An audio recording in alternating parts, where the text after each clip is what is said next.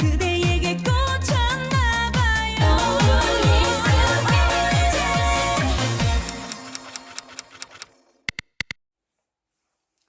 안녕하십니까.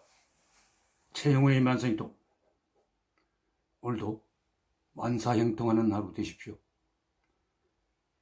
만통이라 만가지가 그냥 술술 풀리고 잘 통한다면 얼마나 좋겠습니까만, 대한민국은 공수처라는 괴물 사찰기관이 그 정체, 그 실체가 낱낱이 드러나고 있습니다. 이 귀티라고 하는 표현을 홍문가 하는 여당 의원이 쓴 적이 있습니다. 그래서 파문이 일었고, 박근혜 전 대통령, 현직이었죠. 현직 대통령이 박근혜 대통령에게 귀티라는 표현을 했습니다. 파문이 일고 결국 그자는 원내대표에서 물러났습니다. 저는 이 공수처를 귀태라고 부르고 태어나지 말았어야 한다고 생각합니다. 2, 3년 전 문재인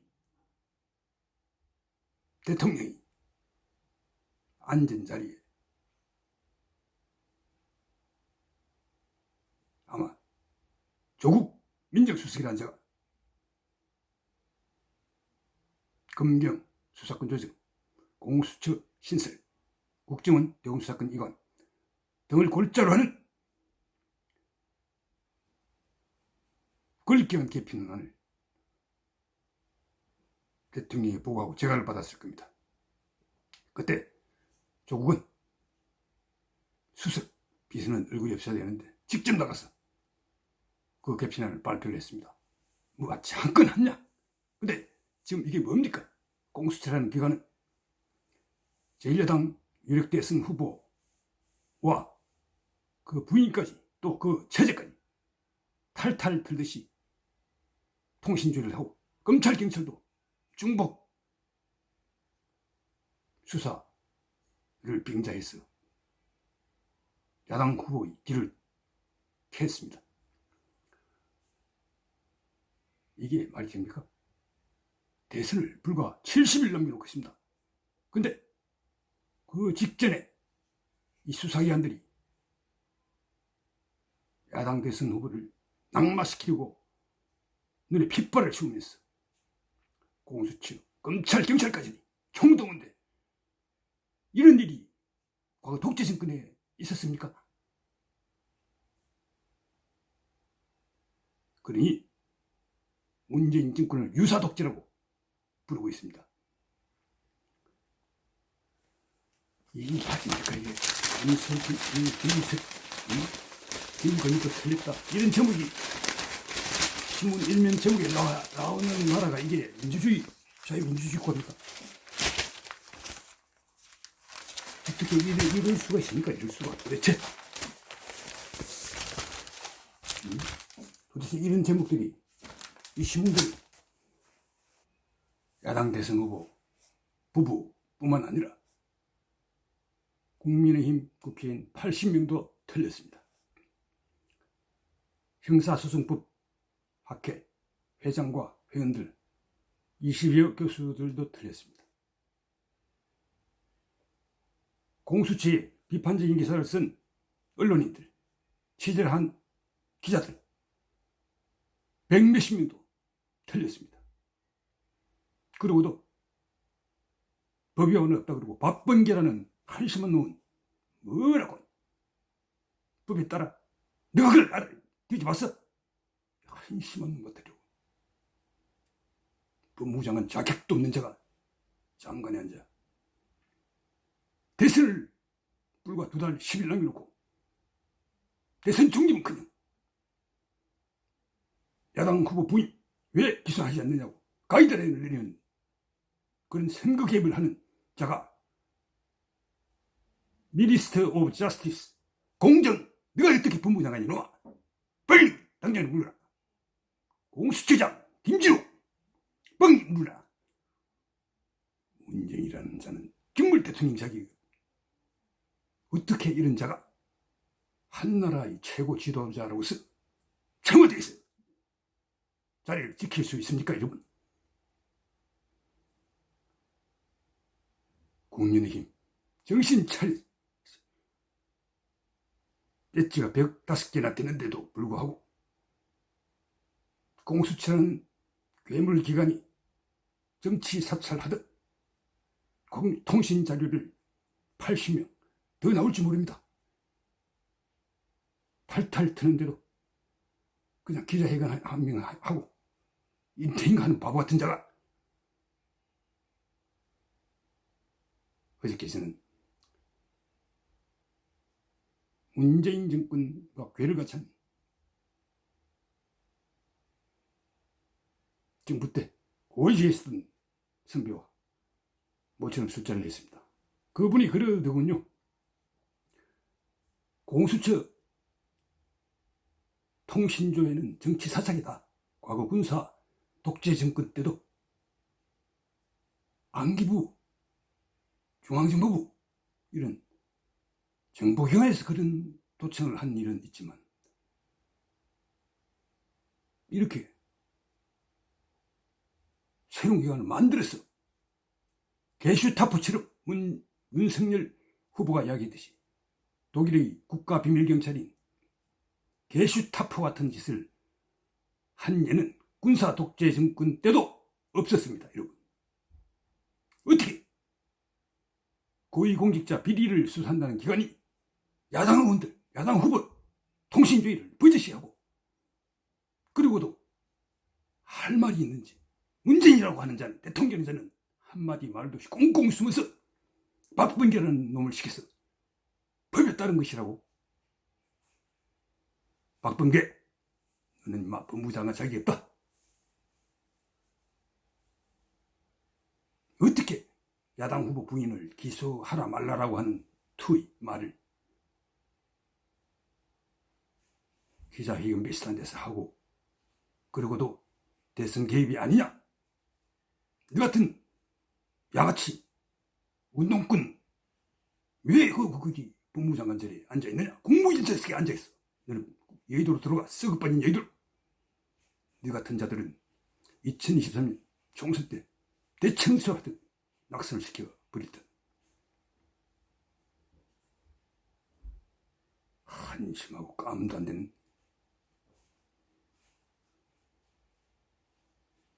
일요일날 야반도주하듯 검찰 인사 인정숙수도 모르게 해치우고 그런 것이 국정농단이다. 신적표이고, 박범계, 너희 그 직권남용과 직무유기 행위들, 정치중에 위반된 행위들은 나중에 다 낱낱이 엄중한 책임을 묻게 될 것이다. 반드시 그렇게 이 나라의 법치가 살고 정의, 공정이 살아나는 길이다.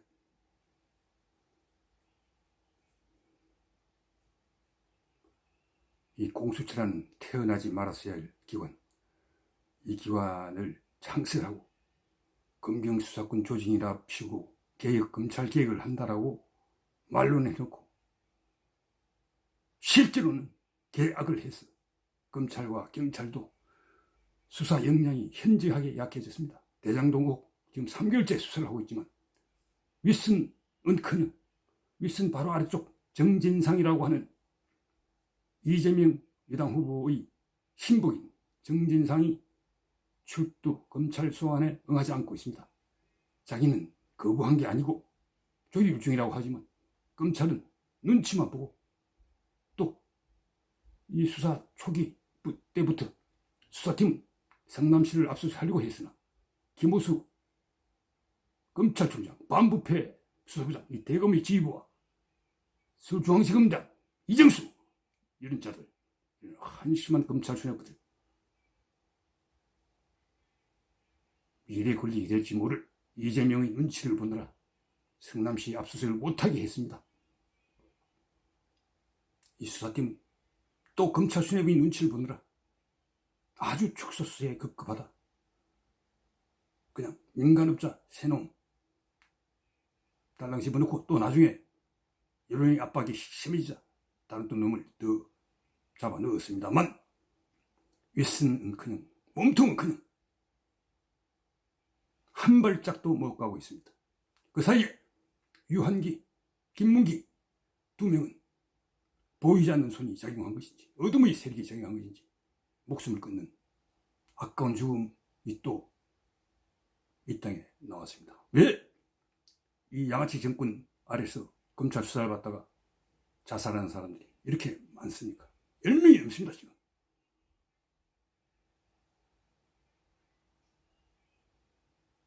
이게 나라입니까? 공수처가 수사를 아무리 수사를 빌미로 하더라도 아무런 관계없는 기자의 모친 전화까지 통신 조회를 무차별로 했습니다. 법원은 뭐 하는 곳입니까? 이런 자들이 이렇게 전행을 하면서 하는데도 통신자료 영장을 내주는 법원은 뭐 하는 곳입니까? 이 법원이 이렇게 엉망이 되어버린 것도 다 문재인의 잘못입니다. 문재인이 인사권을 전행에 휘둘러 그의 임기 후반부 한 1년여 전 대법원과 헌법재판 소위 구성 법관들, 대법관과 헌법재판관들이 과반수가 넘게 문재인과 코드가 맞는 진보좌파 성향 사람들로 채워져 버렸습니다.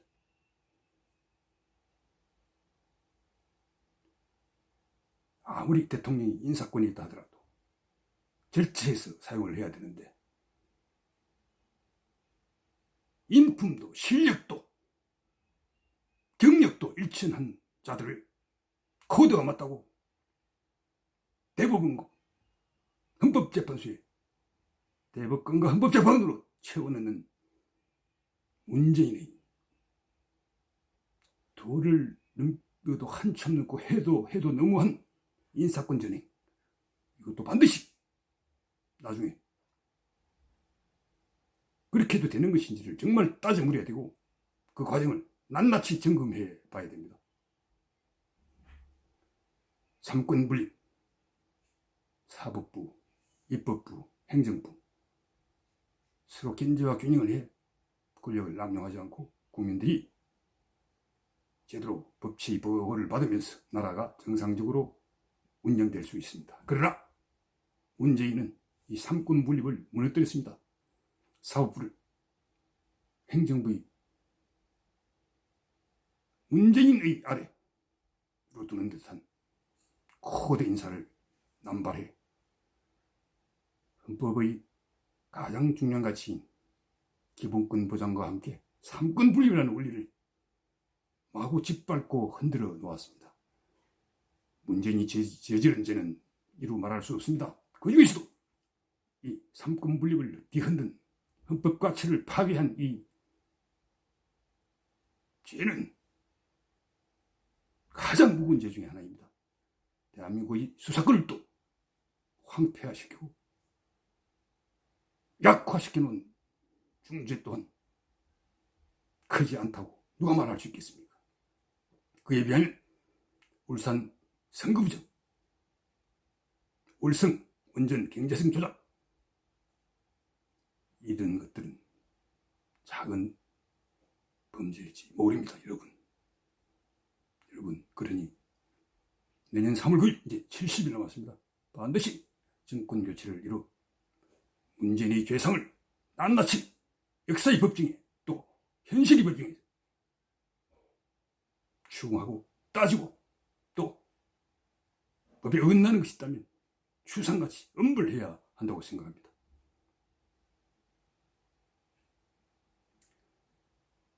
우리 대한민국은 우리 아들, 딸, 우리 손녀, 손자들 대를 이어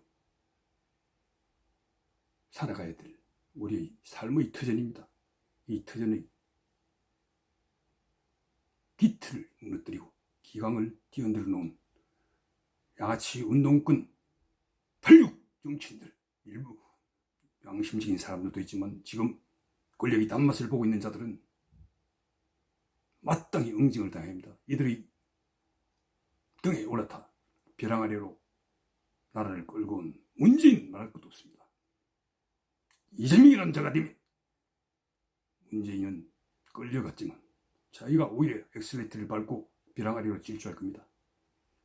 어제도 이야기했습니다만 미친 자가 운전생활이 됐으면 그 미친 자를 끌어내려야 됩니다. 어떤 수를 있어서라도. 그래야 승객들이 죽지 않습니다. 여러분, 얼마 남지 않은 대선 정말 70일 뒤 눈을 부릅뜨고 부정선거, 채통, 사전투표, 전자개표 이런 것들 어도부이선이 장난을 치지 못하도록 감시를 해야 됩니다. 지금 위기를 느낀 양아치 운동권들이 어떤 짓을 할지 모른다고 경고를 하는 사람들이 많습니다. 여러분들도 눈을 부릅뜨고 현명한 표정에서 있어 반드시 야통정교, 야권이 뭉쳐서 정권을 교체하는 이 대업을 완수하는 데 동참해 주시기 바랍니다. 저도 그날까지 최선을 다하겠습니다. 때로는 목숨을 걸 각오로 임하겠습니다. 오늘도 좋은 하루 되십시오. 내일 뵙겠습니다. 이상입니다.